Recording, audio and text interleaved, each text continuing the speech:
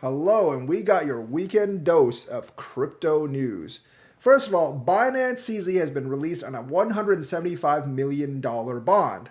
Now, that is slightly less than what SBF was. It was like a $250 million bond for SBF, but let's not forget, all SBF had to do was post like a $2 million collateral, which was basically his parents' house in California, to get free.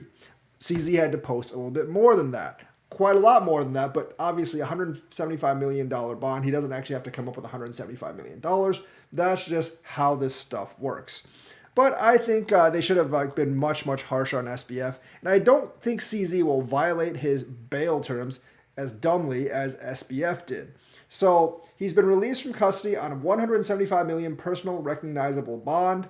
What he did, how he posted it, he's posting 15 million himself, already 7 times what SBF did, in a trust account held by Davis Wright Trimming, and agreeing to forfeit funds if he violates the terms of his release. He's also finding 2 guarantors who are pledging $250,000 and $100,000 respectively. A sentencing hearing has been scheduled for February 23rd, 2024 at 9 a.m. Pacific time. The terms of Zhao's release bar him from breaking the law, tampering with witnesses or victims, or taking any non-prescribed controlled substances. So he can't be doing crack, basically.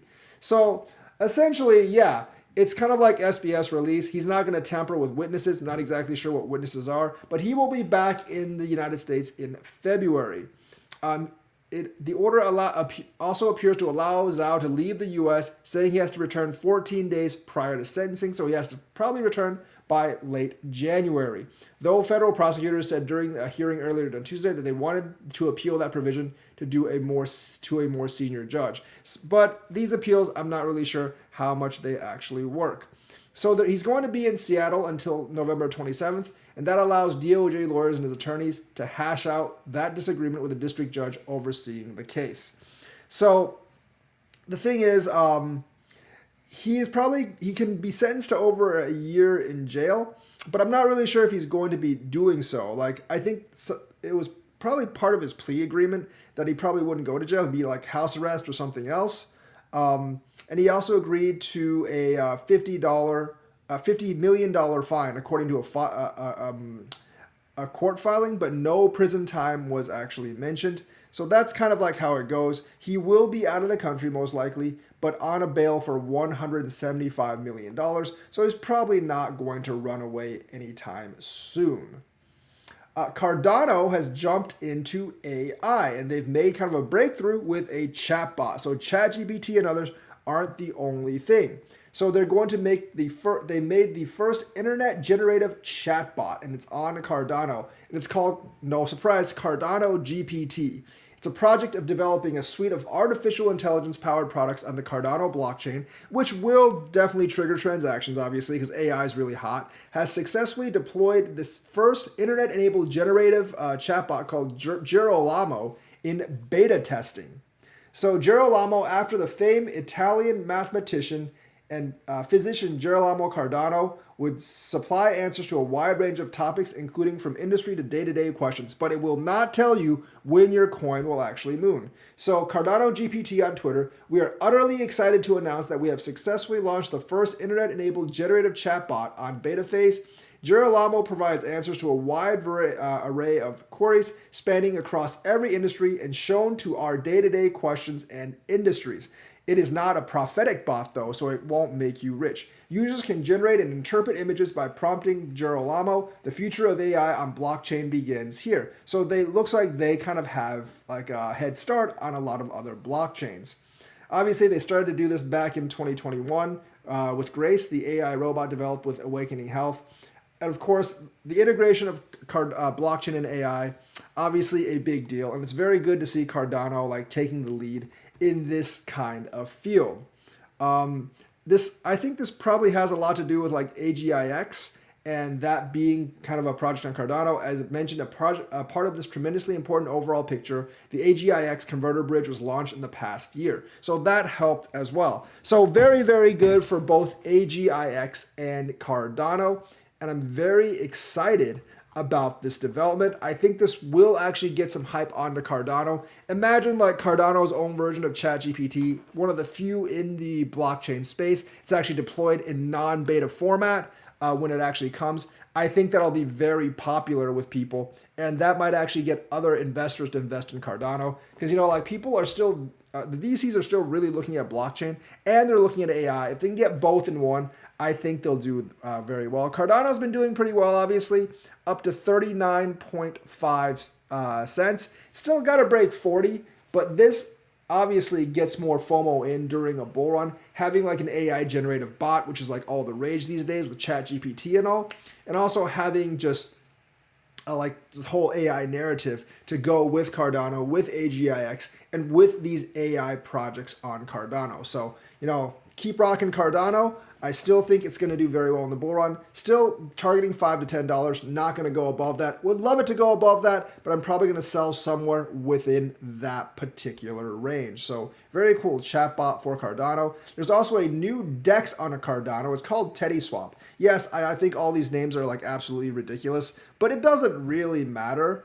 You know, I like this as well, because obviously more protocols on Cardano means more transactions and possibly more growth. And Cardano can use all the DeFi growth because its TVL is still very low, although it is growing. So TeddySwap is launched on Cardano with a vision of capturing the decentralized exchange market share and improving liquidity on the network. You know, even though I'm invested in MinSwap, I do want more of these protocols are on Cardano because like each one expands the ecosystem and people might look at multiple swaps. So the more money overall we can get into the ecosystem, the more liquidity there is and the better off we are. So even if you're interested in only like MinSwap, Sunday Swap, Muesli Swap, whatever, we do need more protocols in the ecosystem. People will move from swap to see the best deal they can actually get. And we just need more liquidity and action in the overall ecosystem. So the Cardano ecosystem has attracted significant interest recently, with more users interacting with protocols and more developers building on the network. TeddySwap is the latest to join the trend, with the project announcing its launch on the Cardano mainnet Friday. The mainnet release followed the project's initial liquidity bootstrapping event to raise funds for its pools. At the time of the writing, TeddySwap has attracted 500,000 ADA, or approximately $196,000 worth of liquidity a few hours after launch. Not really all that much. We've seen protocols attract millions of dollars right after a launch. So not this gigantic launch that we're hoping for, but any amount of money, you know, that gets attracted to these DeFi protocols is a good thing. We want millions of dollars worth or billions of dollars worth of locked in on ADA.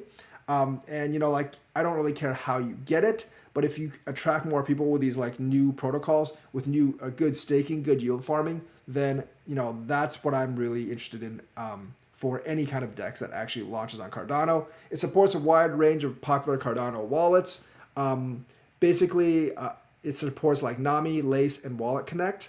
And like most DEXs, TeddySwap allows liquidity providers to earn a standard 0.3% fee for providing liquidity. So that's actually pretty cool. Check out TeddySwap, a new protocol on Cardano. The CFTC has sent shots across the table towards crypto, indicating that maybe they're not actually that much better than the SEC, but it looks like they're only really going after non-US entities. So I've been saying for a while that like the feds basically want to clear out the field for US companies, and this just kind of like stamps, like solidifies my theory, because the CFTC says like we're not going to be unlike the SEC and going after non-US entities, so they're not going to go like easy on people like Binance.